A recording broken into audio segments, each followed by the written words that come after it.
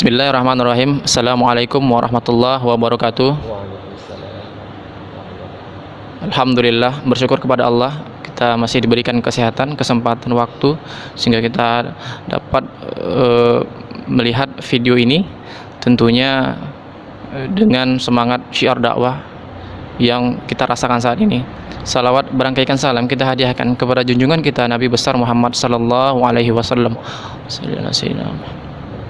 yang mana kita terus berharap akan syafaat dari beliau. Amin, amin ya rabbal alamin. Baik, sahabat Aswaja dimanapun berada, telah bersama saya Al Ustaz Husni Ishak STHI MTH. Apa kabar Ustaz?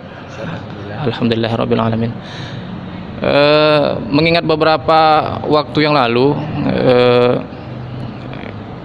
Sohib Aswaja melakukan open Q&A atau pertanyaan yang sahabat-sahabat ajukan, tentunya telah dipilih-pilih dan telah disaring yang mana yang bisa kita paparkan, kita jawab. Dan adapun sahabat sekalian yang ingin bertanya, kita akan open Q&A yang ketiga pada nantinya, seputar Islam, seputar Ramadan, bebas apa saja yang insya Allah menambah ilmu pengetahuan kita. Baik, di sini sudah ada pertanyaan yang sudah saya rangkum. Tentunya ada sekitar 4 pertanyaan yang tentunya akan dijawab oleh Al Ustaz. Baik, yang pertama adalah bagaimana membayar hutang kepada orang yang tidak tahu keberadaannya. Mungkin Ustaz, tafadhal Ustaz. Bismillahirrahmanirrahim. Assalamualaikum warahmatullahi wabarakatuh. Alhamdulillahirabbil alamin wassalatu wassalamu ala asrofil anbiya wal mursalin wa ala alihi wa sahbihi ajma'in. Baik, langsung saja kepada pertanyaan. Bagaimana tata cara kita ketika ada orang yang berhutang sama kita tapi kita tidak tahu? Karena mungkin saja orang tersebut kita tidak jumpa lagi. Jadi menjawab pertanyaan ini adalah dalam kitab Minhajul Abidin, Imam Al-Ghazali menerangkan bahwasanya setiap barang yang berhubungan dengan hablum minan nas mesti dibayar. Nah, jadi bagaimana kalau orang yang tidak ada? Cara yang pertama adalah kita harus cari tahu dari keluarganya. Kita cari keluarganya. Kalau juga tidak tahu, tidak dapat juga keluarganya, maka kita bersedekah atas nama dia. Kalau bentuknya itu adalah uang, maka uang tersebut kita sedekahkan untuk kita niatkan kepada orang tersebut.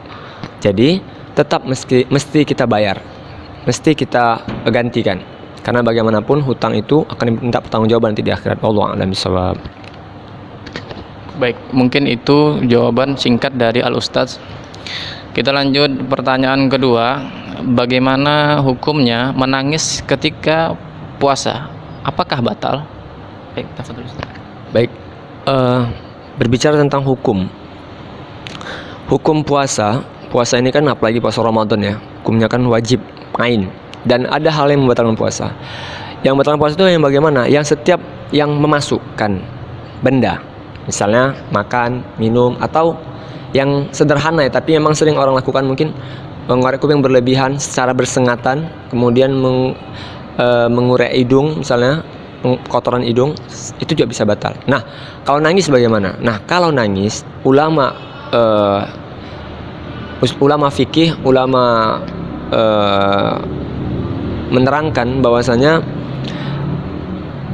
sebagian ulama menjelaskan mata ini tidak ada mengarah kepada jauf, kepada tenggorokan. Jadi tidak ada hubungannya gitu. Jadi kalau air mata ini keluar, maka tidak ada hubungan kepada mulut atau tenggorokan. Jadi tidak membatalkan puasa kalau kita menangis, asal menangis kita itu tidak masuk ke dalam mulut kita.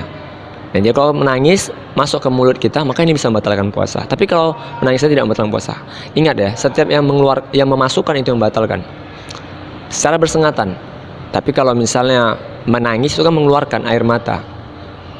Yang lain halnya adalah apabila ketika air mata itu keluar masuk ke mulut, ini membatalkan puasa. Ini kata jumhur ulama tentang masalah mengeluarkan air mata apakah batal.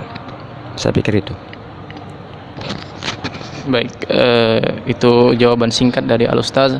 Tentu air mata tidak membatalkan puasa, sahabat sekalian, dan menjadikan kita lebih paham lagi apa-apa saja yang membatalkan puasa dan apa-apa saja yang memakruhkan puasa kita.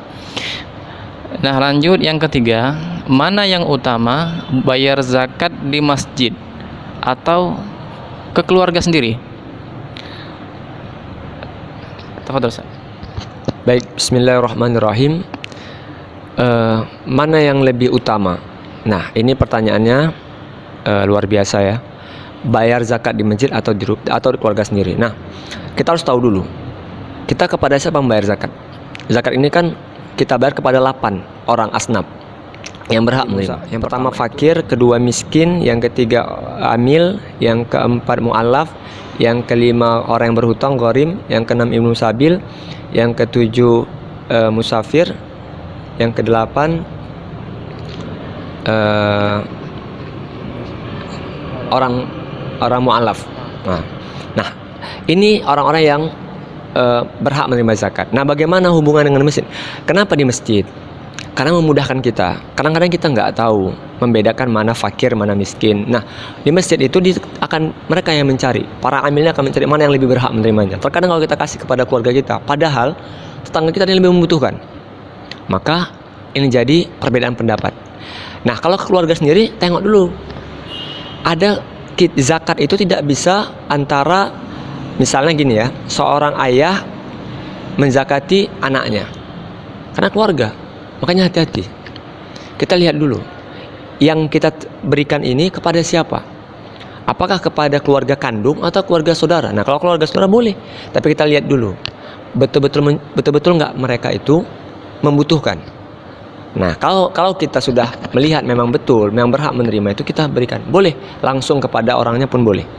Jadi nggak ada masalah. Yang penting hukumnya adalah kalau mazhab Syafi'i dia beras, ya. Kalau mazhab yang lain boleh uang. Tergantung bahan pokoknya. Ini zakat fitrah. Wallahu a'lam bishawab. Baik, itu tadi jawaban cukup panjang dari Al Ustadz. Alhamdulillah menambah ilmu dan wawasan kita terkait zakat. Nah, yang keempat adalah hukum mengucapkan salam ketika sholat. Ini sering ini Ustadz, kadang sholat di rumah nih kadang ada yang mengucapkan salam, ini bingung nih gimana nih. Jadi silahkan Ustaz. Baik. Ada satu hadis ya, dalam hadis Sahih Bukhari, ketika Nabi lagi sholat, ada sahabat yang mengucapkan salam. Bagaimana reaksi Nabi? Nabi menggunakan isyarat. Nabi pukul. Ada hadis yang lain Nabi mengucapkan kalimat-kalimat isyarat lah, seperti subhanallah, kemudian mengeraskan bacaan sholatnya. Nah, bagaimana kalau itu orang tua kita? Nah, ini berbeda pendapat lagi. Jadi kalau waktunya kita sholat, waktunya masih awal, misalnya sholat zuhur jam 1 atau setengah 1 kita sholat, tiba-tiba orang tua kita karena nggak tahu, maka kita dahulukan orang tua kita. Mungkin ada hajat yang lebih utama karena sholatnya waktunya masih panjang. Ini mesti kita batalkan dulu. Kita silakan kita temui orang tua kita kalau ini yang berkepentingan. Kalau orang di luar mungkin nggak tahu juga, karena mungkin waktunya juga sholat masih panjang, maka dibolehkan. Yang jadi masalahnya adalah ketika kita sholat, kondisi kita itu sudah di waktu-waktu yang ditahrimkan, yang diharamkan. Misalnya kita tidur bangun jam 5:30. Nah, ini waktu-waktu ini ditahrimkan, yang takut-takut jadi haram kita sholat asar, misal sholat asar misalnya. Ini maka perlu kita kasih isyarat kalau kita lagi sholat. Salah satunya adalah yang pertama kita pakai isyarat tangan boleh, kemudian kita isyarat mulut juga boleh, bahkan mengeraskan bacaan kita karena kita lagi sholat. Bagaimanapun sholat itu adalah tiang agama, itu utama. Jadi kita mesti memfokuskan sholat kita. Berapa banyak orang yang hari ini ibadah tapi dia tidak serius. Maka kata Allah kan, fawailul lil musallin, maka celakalah orang yang sholat. Alladzina hum an sholatihim sahun, yaitu orang yang melalaikan sholatnya karena dia sholat tapi tidak fokus. Wallahu a'lam bishawab. Baik, alhamdulillah sudah terjawab semua dan semua habis dijawab oleh Al Ustadz. Untuk sahabat Aswaja sekalian yang ingin bertanya, nanti boleh melalui DM di Instagram Sohib Aswaja atau melalui WhatsApp. Nanti akan ada info di deskripsi video ini. Alhamdulillah, mungkin ada tambahan lagi Ustaz? Mungkin ada saran-saran untuk kawan-kawan kita sekalian di bulan Ramadan nih agar tambah semangat lagi beribadah. Silakan Ustaz. Baik, terima kasih banyak. Ya, sebagai closing statement ya, saya masih belajar dalam memahami tentang ilmu fikih yang kita bahas ini. Mungkin ada salah atau kurang dari yang saya sampaikan ini. Saya kembalikan kepada yang ahlinya lah, karena ini saya juga masih belajar. Tapi yang kedua adalah bagaimana syiar tadi. Bagaimanapun kata Nabi, balighu anni walau ayah, kita sampaikan walaupun sedikit ilmu itu. Saya juga mengutip dari pendapat para ulama. Nah, yang kedua, rajin-rajinlah kita menonton video-video kayak gini. Kenapa? Karena bagaimanapun orang-orang kafir, orang-orang yang tidak cinta kepada Islam, mereka buat konten-konten maksiat. Kenapa kita lebih mendebatkan hal-hal yang sifatnya agama, tapi kita tidak pernah memperdebatkan yang sifatnya maksiat? Coba kita lihat konten-konten yang banyak follower itu, rata-rata banyak syubhatnya, banyak maksiatnya. Jadi harapan saya bagi teman-teman semuanya, ambil baiknya. Kalau yang buru-buru itu ya tinggalkan saja. Yang kedua, mari kita istiqomah untuk selalu mengaji, selalu mengkaji Islam. Karena bagaimanapun Islam ini indah. Walaupun orang lihat bagaimanapun, Islam itu indah. Dan yang kedua kata Nabi, Islam itu tinggi. Dan gak ada yang bisa mengalahkan Islam. Gak ada yang bisa lebih tinggi dari Islam. Ini saja, tetap semangat di jalan dakwah. Kepada Bang Rizky juga tetap istiqomah di jalan dakwah. Insya Allah ini semua berbuah surga. Wallahu a'lam bishawab. Assalamualaikum warahmatullahi wabarakatuh. Waalaikumsalam. Baik, demikian sesi Q&A hari ini. Saya Rizky Hidayat, lebih dan kurang saya mohon maaf apabila ada salah kata dan bahasa. Terima kasih. Wassalamualaikum warahmatullahi wabarakatuh.